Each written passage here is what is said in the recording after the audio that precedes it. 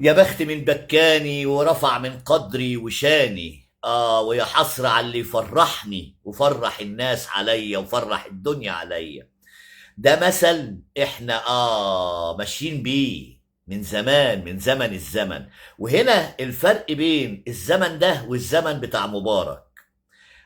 خد بالك من الكلام، فرق السما من الارض. الناس اللي عماله تدي لك فيديوهات لحسني مبارك كان بيقول في احاديث للاستهلاك الادمي، للاستهلاك البشري، عشان ياخد عطف الناس، دي احاديث بس.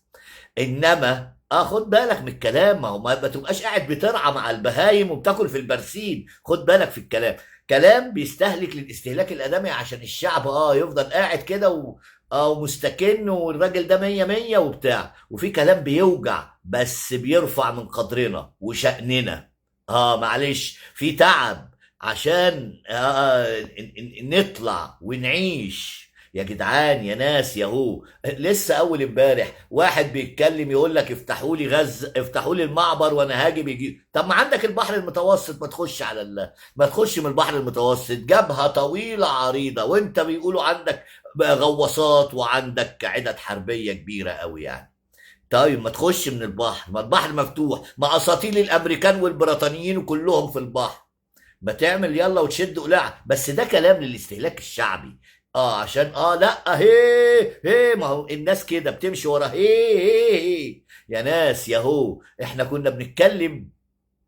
اما تيجي تتكلم زمان وتقول كلمة مش عاجبة، مش هنقول بقى ما وصلتش فوق لحد مبارك، لا دي مش عاجبة. ال 3000 واحد اللي تحت منه اللي منتفعين والمرتشين والحواديت دي. بتوع الاهمال وبتوع الرشاوي وبتوع السرقة وبتوع كل حاجة. فكانوا بيدوك على قفاك عشان ما تتكلمش.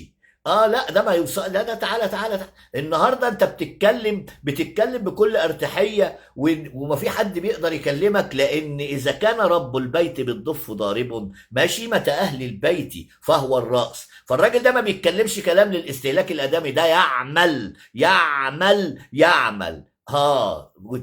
واللي ما بيبصش بالغربال يبقى اعمى. شوف اللي اتعمل واللي لسه هيتعمل واللي بيتعمل في الخفاء، وما ادراك من اللي بيتعمل في الخفاء. خد بالك عشان برضو احنا داخلين على معمعة، مش كل حاجة لازم تتعرف يا ناس ياهو. الناس اللي لسنتها متبرة منها، حتى في صحفيين ما تعرفش حاجة في الدنيا، ويشوف حاجة يقول لك ديني بنت ديني بنت. يا ابني يا ابني مش كده، الحياة مش كده والدول مش كده، ومع ذلك محدش بيكلمهم.